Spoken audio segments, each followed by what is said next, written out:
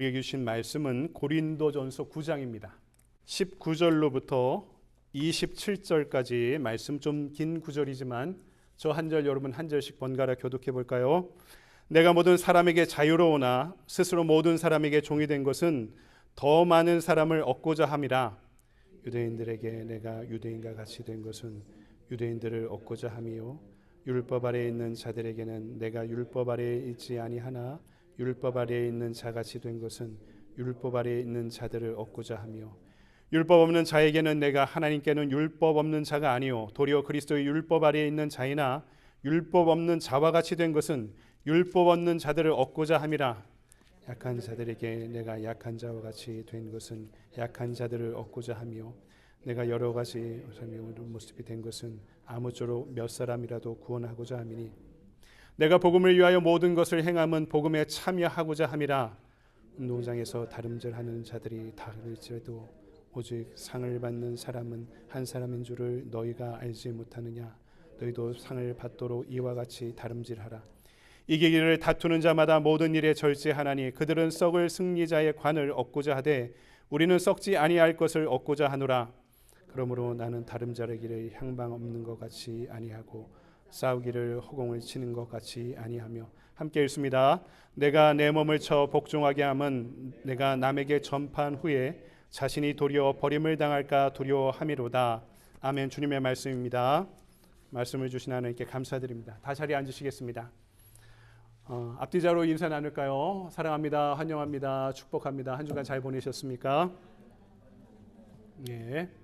또 한 주간 건강한 모습으로 뵙게 되어 너무 감사합니다. 우리 십자가의 도 시리즈로 고린도전서의 말씀 함께 묵상하고 있는데요. 오늘 그 5번째 시간으로 버리고 절제해야 모두가 산다. 버리고 절제해야 모두가 산다라는 제목으로 말씀을 증거하겠습니다. 젊은 시절에 할 일이 배워야 될 일이 있습니다. 목표를 세우는 것, 또 목표를 시행해 가는 일입니다. 문제는요, 목표를 세우는 것 자체가 너무나 어렵죠. 그러니까 어떻게 합니까? 남 가는 길을 따라가려고 합니다. 그게 가장 리스크가 적어 보이기 때문이죠. 그런데 남들 가는 목표가 내 인생의 가장 최선인가? 나에게 맞는가? 하는 질문들은 곧잘 잊어버리고 맙니다. 그렇게 목표를 성취했는데도 불구하고 내 인생이 뭔가 공허하고 허무하다고 하면 세상의 표준을 따르는 것이 언제나 옳은 것이 아닐 수 있다는 것을 우리가 그렇게 경험해 가는 거죠. 목표를 어떻게 세울까? 많은 사람들이 시행착오를 경험하며 배운다 이야기합니다. 인생의 경험으로는 참 귀한 이야기가 분명하죠. 하지만 우리 시간이 때론 너무 부족합니다. 시행착오를 통해 배워가기에는 또 나이가 때로는 너무 많이 먹어간 이후에 그 시행착오를 통해 무엇인가 배우는 것이 어려울 때가 많은 거죠. 그래서 중요한 것이 독서입니다. 그 중에서도 고전의 독서가 매우 중요하다고 생각합니다. 왜냐하면 지금의 문제가 세월이 아무리 급박하게 변화간다 하더라도 과거의 인류가 과거의 선조들이 갖고 있던 삶의 핵심 문제와 다 있기 때문에 그들의 시행착오를 독서를 통해 우리가 경험할 수 있기 때문이고 그것을 오늘 우리의 시대에 나에게 적용하는 것이 매우 중요하고 유효하다 할 수 있습니다. 그런데 신앙인들에게 가장 중요한 독서가 뭘까요? 바로 성경이죠. 성경 66권을 다른 말로 정경이라고 합니다. 정경. 우리 성경 편집사를 우리 공부해 보면요, 지금 66권이 성경의 기독교의 정경으로 된데 몇 세기가 걸렸습니다. 몇백 년이 걸렸다는 거죠. 그래서 이것을 넣을까 말까 논란이 된 성경 경전들도 몇 개가 있습니다. 가령 아가서 같은 경우, 구약의 아가서 같은 경우는요, 여호와 또는 엘 또는 하나님이란 단어가 한 번도 안 들어가요. 성경에 하나님이란 단어가 한 번도 안 들어간 성경도 있습니다. 이게 남녀 간의 상렬지사를 묘사한 시처럼 표현되어 있어서 이것을 성경에 넣을까 말까 하는 논의들이 교회 안에 있었던 것이 사실이고, 그래서 그 가운데 66권을 정해진 것을 정경이다 이렇게 이야기했고요. 그 외의 것을 외경이라고 이렇게 표현했습니다. 지금도 우리 한국의 가톨릭 교회와 개신교회가 같이 번역한 공동 번역, 전 세계에서 유일한 번역본입니다. 가톨릭 교회, 개신교회 같이 번역한 게 참 좋은 성경이고요. 읽어도 됩니다. 근데 이 공동 번역을 보면 신약과 구약 사이에 외경이 7권 들어가 있습니다. 이건 읽을 만한 경전이 분명합니다. 우리 신앙에도 유익하고요. 근데 외경 외에 위경이라는 것도 있습니다. 이것은 위작이 잘못된 것이 분명하다라고 판명된 초대교회에 일으키던 경전 중에 위작으로 손꼽아진 것은 위경이라고 해서 절대로 못 읽게 했습니다.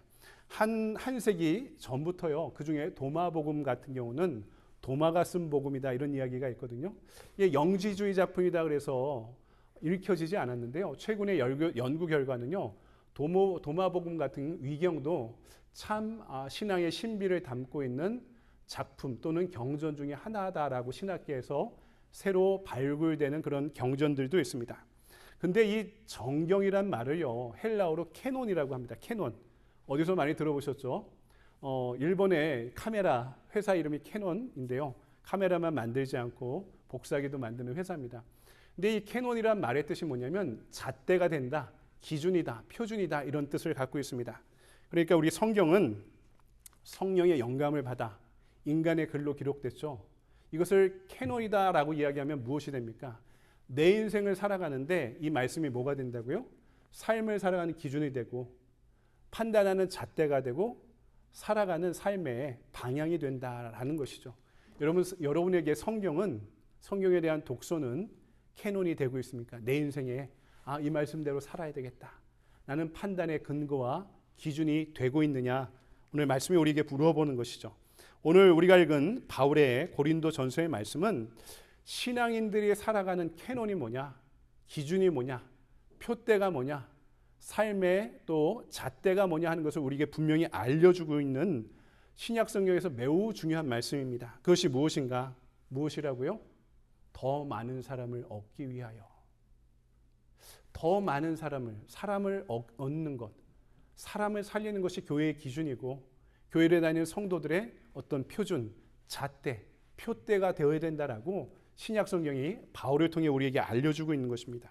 그러니까 우리 인생의 목표, 우리 인생을 살아가는 기준이 뭐냐? 오늘 바울은 어떻게 이야기한다고요? 사람을 얻는 것이다. 사람을 얻어야 그 나머지가 따라오게 된다. 사람의 영혼이 귀한 것이다. 그래서 교회를 다니는 성도들은 인생을 살아가면 어떤 목표를 가져야 된다고요? 영혼을 살리는 일에 우리가 주력하고 관심 가져야 된다라고 말씀하는 것입니다. 한국의 유명한 서예가 중에 박대성 화백이라는 분이 계십니다. 2021년에 이분이 작품 전시회를 했는데요. 그 중에 하나가 족자인데요. 족자에 서예를 한 족자인데 20m짜리 길이의 족자가 있었습니다. 한번 생각해 보세요. 이 20m를 얼마나 아름다운 글자로 20m의 족자를 채워갔는지 모릅니다. 근데 문제는요. 전시를 하는데 어느 날 엄마가 아이들을 데리고 이 전시에 온 겁니다. 근데 엄마가 잠깐 화장실 가셨는지 어디를 가셨는지 자리를 비운 사이에 이 개구장인 남자아이, 초등학교 다니는 남자아이가 이 족자를 땅으로부터 이제 공중으로 이렇게 쫙 펼쳐놔서 전시를 하고 있는데 거기를 막 기어다니고 뒹굴러 다닌 겁니다. 근데 이 족자의 가치가 이 시간을 들인 거에 비해서 그렇게 비싸다고 저는 생각하지 않습니다. 1억 원이었거든요. 이 족자의 가치가 1억 원이었는데 다 족자가 구겨지고 훼손되고 글자가 막 흐트러지게 되었던 것입니다. 그러니까 문제가 크게 된 거죠. 여러분 이거 누가 감당합니까? 1억 원이나 되는 돈을. 부모님들이 또 난리가 나고 전시회를 한 이 전시회장에서도 난리가 난 겁니다. 문제가 커지니까 작가가 직접 찾아와서 자기 입장을 밝혔습니다. 작품에 대한 보상이 필요하지 않습니다. 이렇게 이야기한 거죠. 작품을 보상하지 않아도 됩니다. 어떻게 되었을까요? 나중에 신문 기자가 찾아와서 인터뷰를 했습니다. 이 인터뷰 내용 중에 그 화백이 이렇게 밝혔습니다. 아이가 미술관에 전시회 왔다는 것 자체가 대단한 일입니다. 근데 그 아이의 실수로 책임을 묻는다면 앞으로 그 아이가 자라면서 예술에 대해서 관심을 갖고 자랄 수 있겠습니까?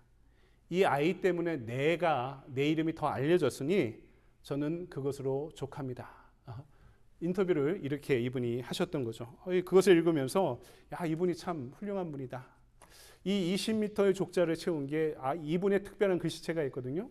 이게 한자 한자 정성 들여서 20m라는 이 족자의 공간들을 메워가고 채워가는 게 얼마나 많은 시간과 노력이 필요했겠습니까?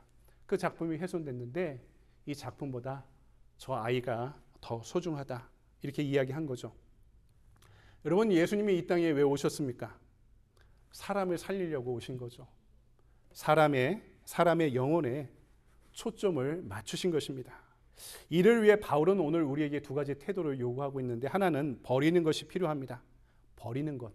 사람을 얻기 위해 때로는 내려놓고 버리는 것이 필요하다. 19절, 내가 모든 사람에게서 자유로우나 스스로 모든 사람에게 종이 된 것은 더 많은 사람을 얻고자 함이라.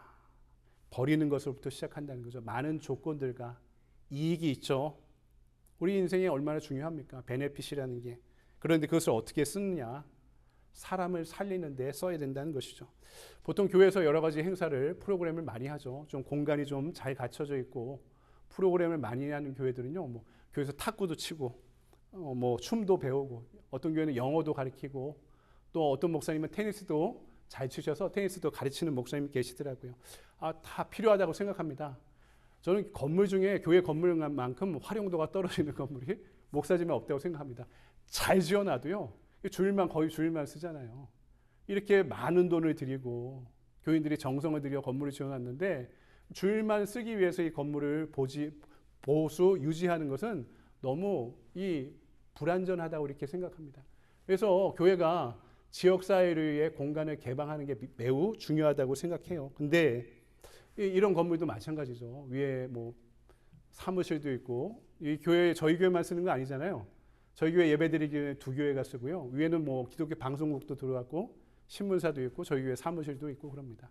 제가 목사님하고도 이야기 나누면서 이 공간을 참 아마존과 같은 플랫폼으로 잘 사용하고 계시는 것 같다고, 공간을 제공하면서 많은 단체들과 기관들과 교회들이 함께 사용하는 것이 또 선교를 위해서 좋은 콜라보가 될 수도 있다. 뭔가 좀 같이 해보자, 이런 얘기도 드렸습니다.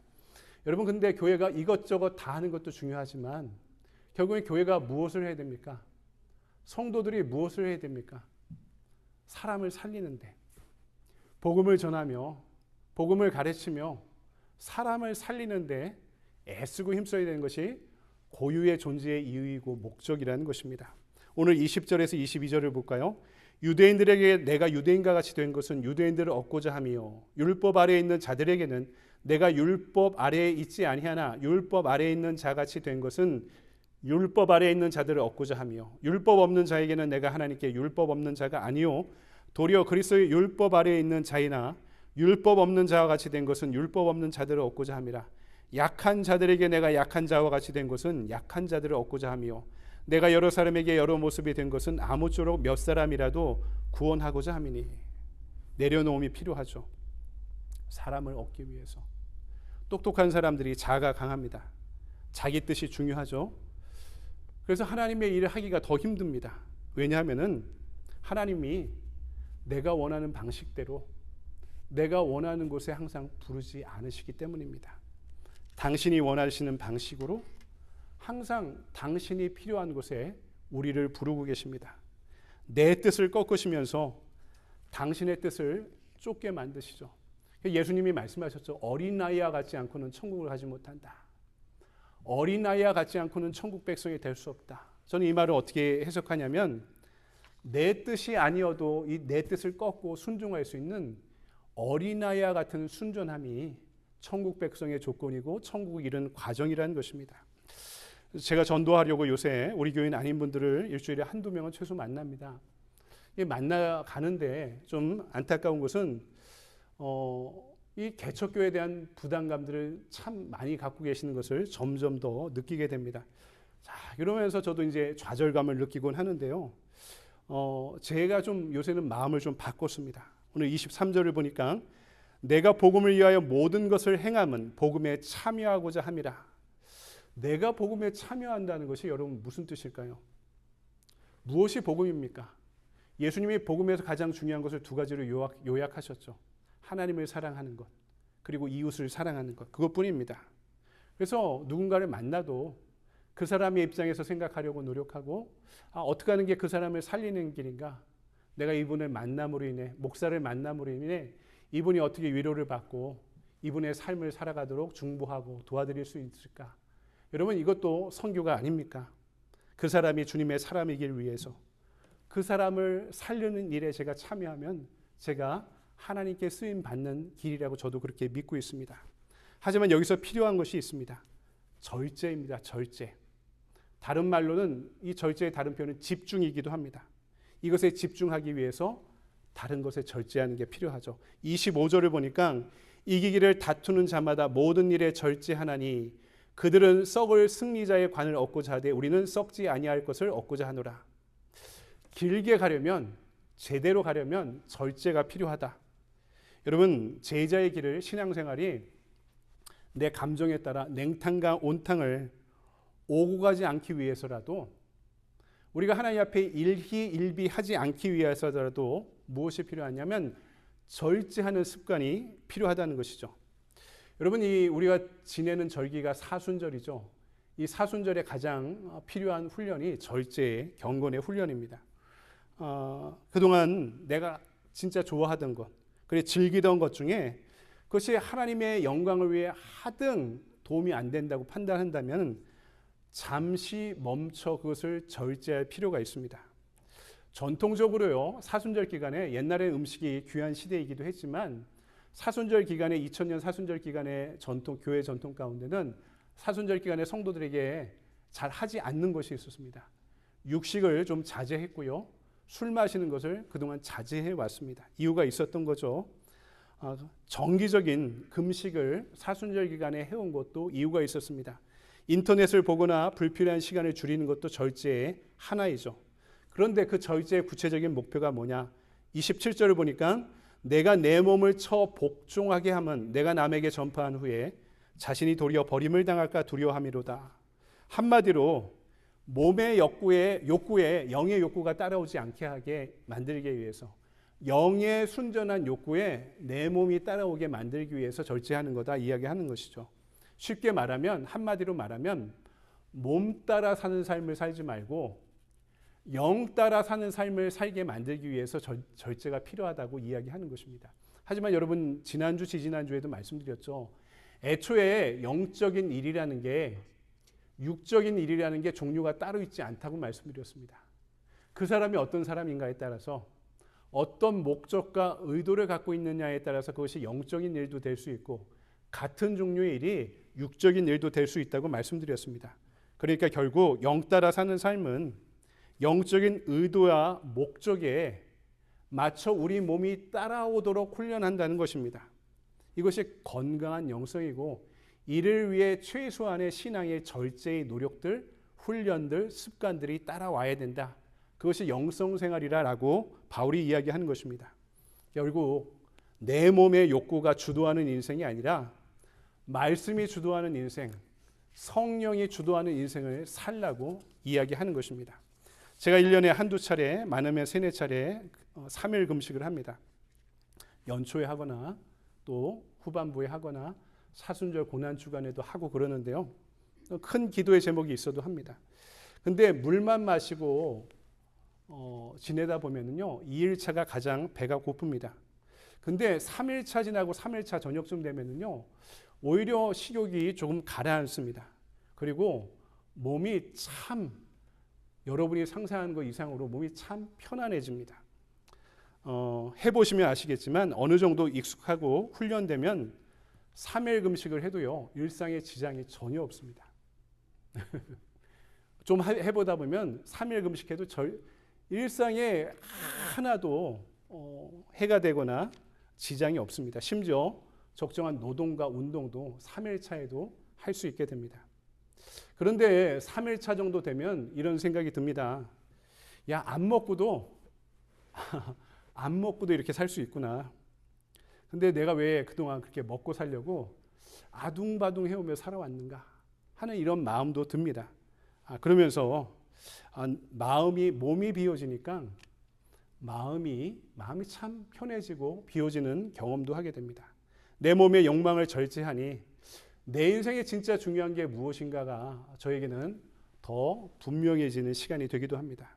그래서 드리고 싶은 말씀은, 이 절제 훈련이라는 게 신앙생활에 의도적으로 때로는 할 필요가 있다는 것입니다. 그것이 무엇이든 간에 여러분한테 3일 금식을 따라 하라는 이야기가 아니고, 여러분이 하실 수 있는 여러분의 형편과 처지 가운데 의도적으로 그것이 무엇이든 간에 절제의 훈련과 노력을 하는 것이 우리 신앙의 영에 따라 살기 위해서 매우 유익한 것이 되는 것을 여러분 분명히 경험할 때가 있다는 것이죠. 여러분 살아가면서 저 사람 참 매력 있다 이렇게 느끼는 사람이 있었을 것입니다. 단순히 이성에 대한 관심을 이야기하는 게 아닙니다.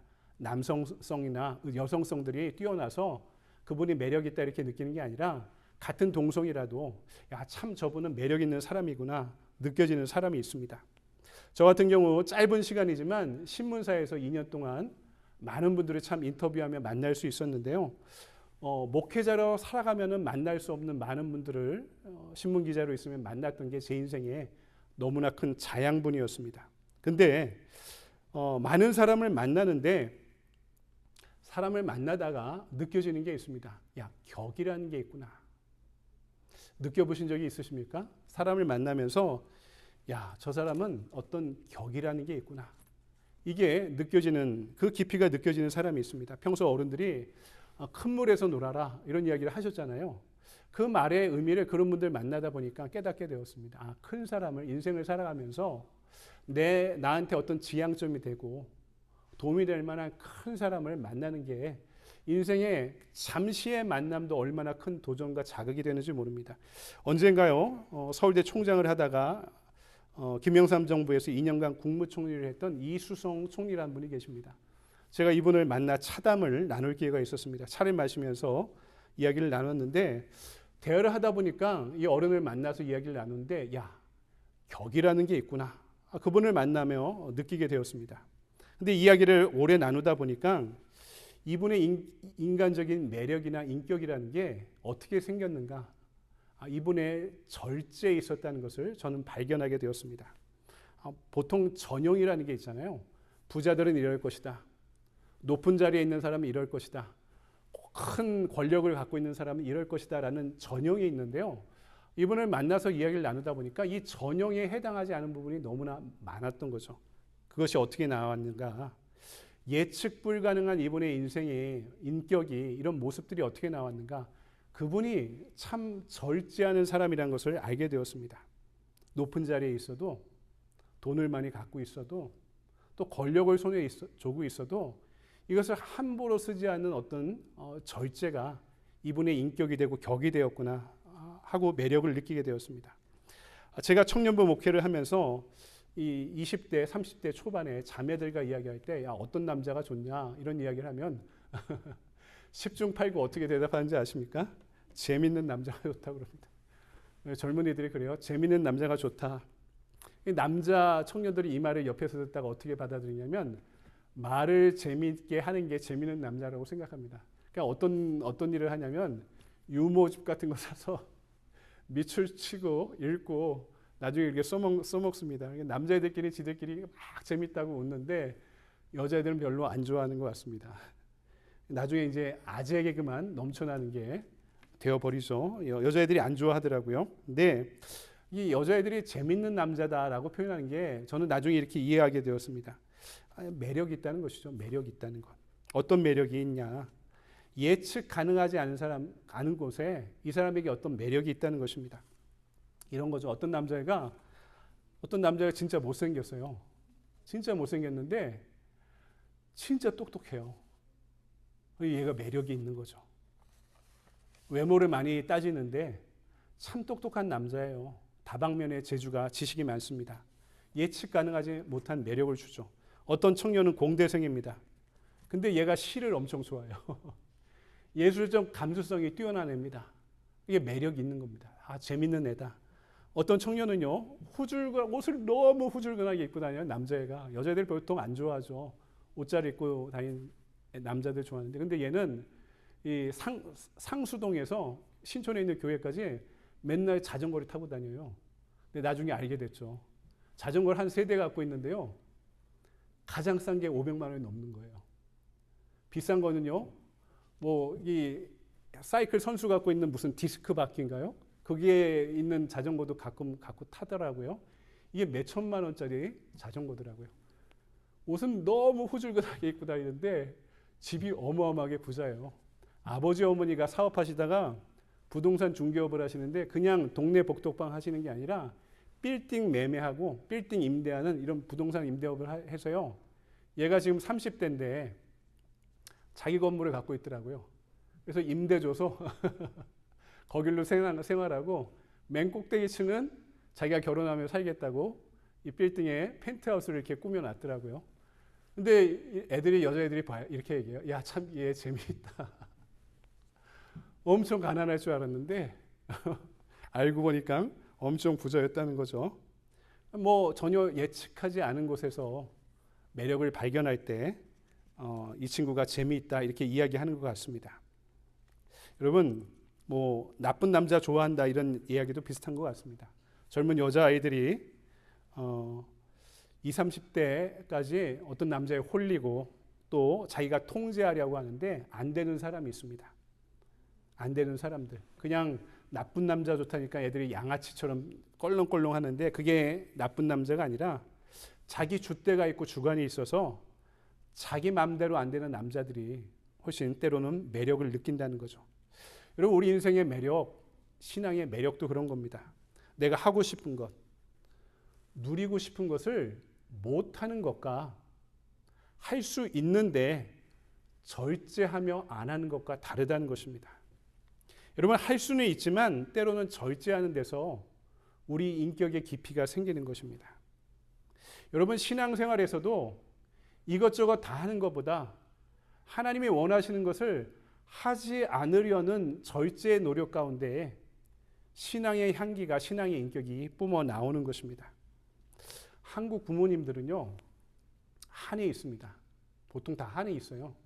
내가 하고 싶은 것 못하고 살았다 하는, 그리고 누리지 못했다 하는 한이 있습니다.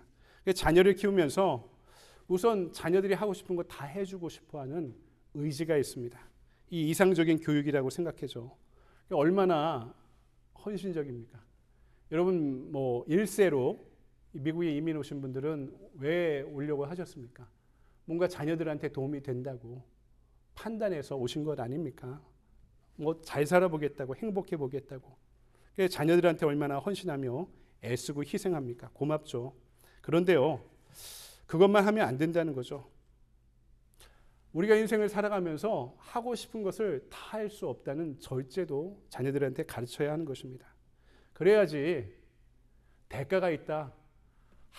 진짜 하고 싶은 것을 하기 위해서 무엇인가 포기해야 되는 대가가 있다는 것을 스스로 자녀들이 배워가게 되는 것입니다. 그래야지 좀 멋진 청년들, 격이 있는 인생을 살아가는 법을 그 가운데 배우게 되는 거죠. 여러분, 세상은요, 절제가 없습니다. 절제가 없으니까 어떻게 됩니까? 다음 세대들이 사용해야 되는 지구자원조차도 선배들이 다 사용하며 살아가는 거 아닙니까? 그러니까 지구가 지금 망가지고 있는 거죠. 권력을 절제하지 않으면 어떻게 됩니까? 국민들을 희생시키면서 독재를 해야 되는 것입니다. 다른 나라의 영토와 자원에 대한 욕심을 일으키면 어떻게 됩니까? 전쟁을 일으키며 다른 나라 사람까지, 이제는 내 나라 백성뿐만 아니라 다른 나라 사람까지 괴롭혀야만 그것을 욕구를 충족시키게 되는 것입니다. 그럼 이런 시대에 세상을 살아가는 법을 우리 젊은이들에게, 다음 세대들에게 어떻게 가르쳐야 됩니까? 교회는 뭘 얘기해야 됩니까? 경쟁에 치열하게 살아남는 법을 가르쳐야 되나요? 여러분, 거기서 교회는, 신앙은 뭘 할 수 있습니까? 교회가, 성도들이 나날이 무기력해지는 것은 이유가 있습니다. 근원에서 멀어졌기 때문입니다. 여러분, 이런 때 인생을 살리는 게, 세상을 살리는 게 우리는 십자가의 복음이라고 가르쳐야 됩니다. 사람을 살리는 것을 수단으로 삼는 것이 아니라 내 인생의 목적이다, 내가 살아가는 목표다라고 나 스스로 생각하고 가르쳐야 됩니다. 바로 내가 죽고 그리스도만이 사는 십자가의 복음만이 나에게, 누군가에게, 이 세상에게 그들이 살아가는 법을 가르칠 수 있는 유일한 진리가 되는 것입니다. 내 욕망의 끝을 보려는 야망으로 살아가면 세상도 관계도 파괴됩니다. 하지만 오늘 말씀처럼 영의 욕구를 충족시키기 위해 육의 욕구를 복종시키는 절제로 사는 품격 있는 삶이 무엇인지를 우리는 배워가야 되고 행해가야 되고 가르쳐야 하는 것입니다. 그것이 사람을 살리고 세상을 살리는 길입니다. 그것이 내가 하나님의 영광에 참여하며 그분의 영화에 참여하는 유일한 길이 되는 것입니다. 여러분, 우리 인생의 목표를 오늘 이 캐논, 정경, 말씀 가운데 다시 가늠해 봅시다. 내가 이 세상을 왜 살아가냐? 내가 왜 교회를 다니나? 내가 이 미국에서 살며 이민 생활하면서 앞으로 삶의 목표가 무엇인가? 오늘 바울이 분명히 가르쳐주고 있죠. 사람을 살리는 것, 영혼에 대해 관심 갖는 것, 그것이 내가 사는 일이고 타인을, 이웃을 살리는 일이고, 그것이 이 죽어가는 세상에 용맹의 끝을 보고자 끊임없이 파괴하며 죽어가고 있는 이 세상에 우리 모두가 사는 길이라고 복음이 우리에게 분명히 알려주고 있습니다. 여러분, 이것이 복음임을 믿습니까? 그렇다면 이 복음의 기준으로 잣대로 또 표대로 살아가는 저와 여러분이 되기를 주님의 이름으로 간절히 축원드립니다. 기도하겠습니다. 하나님, 오늘 바울이 우리에게 분명히 말씀해 주셨습니다. 약한 자에게는 약한 모습으로, 율법이 있는 자에게는 율법이 있는 것 같이, 율법 없는 자에게는 율법이 없는 것처럼 살아갈 수 있는 이유는, 내가 그것을 가졌지만 그것을 내려놓고 절제하고 살아갈 수 있는 이유는 그들을, 우리를 살리는 길이 거기에 있기 때문이라고 말씀해 주셨습니다. 내가 죽고 그리스도로 사는 십자가의 복음만이 내가 사는 일이고, 우리의 가정이 사는 일이고, 우리의 교회가 사는 일이고, 이 세상이 사는 일임을 우리에게 분명히 말씀해 주신 줄 믿습니다. 하나님, 우리가 이 사순절을 살아가며 주님이 원하시지 않는 것들은 내려놓는 연습을 하길 원합니다. 주님이 원하시지 않는 것들을 절제하며 살아가는, 그러므로 내 신앙의 깊이가 더해지고 인격의 깊이가 더해지고 하나님의 자녀로, 그리스도의 제자로 살아갈 수 있는 삶의 격이 더해질 수 있는 그런 삶을 살아가며 우리 모두를 살리는 일에 관심과 열정을 품고 살아갈 수 있도록 우리를 지키시고 일으키시고 용기를 더하시고 우리의 신념 가운데 믿음을 더해 주셔서 주님, 늦더라도 더디더라도 한 걸음 한 걸음 그 길 걸어갈 수 있도록, 나 혼자 걷는 것이 외롭고 힘들기에 우리 함께 적은 인원이지만 어깨 동무하고 그 길을 한 걸음 한 걸음 걸어갈 수 있도록 우리를 인도하시고 축복하시고 격려하시고 동행하여 주시옵소서. 거룩하신 주 예수 그리스도의 이름으로 감사하며 기도드리옵나이다. 아멘. 다시 자리에서 일어나셔서 오늘 우리에게 주신 말씀 기억하면서 원하고 바라고 기도합니다. 우리 사순절에 계속 결단의 찬양으로 부르고 있는데요. 가사의 뜻을 생각하며 함께 찬양합시다.